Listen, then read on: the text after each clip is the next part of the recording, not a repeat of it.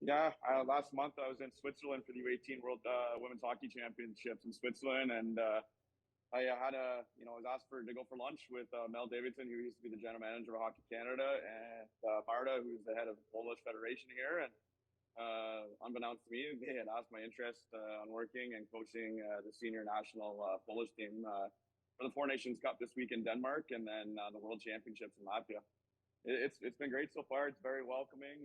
There's been a lot of media today. There's photographers and TV, so it's been a little surreal. Something I'm not really accustomed to, but it's been fun.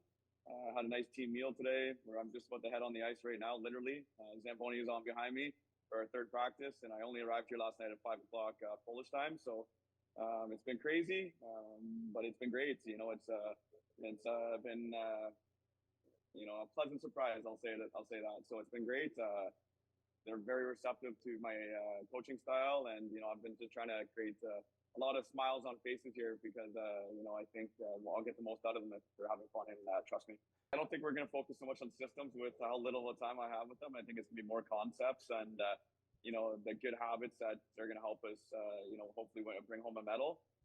So I think a lot of the systems were already in place from the previous Czechia coach that was in place before me. They've worked pretty well. They're second in the European Women's Hockey League right now in that league. So there isn't too much to change. I think just my own, know, so-called non-negotiables when it comes to good habits. And we'll go from there and just let them be them. The huge stuff over here is volleyball and soccer's on in every household here. So they're kind of fighting with basketball and handball over here for recognition.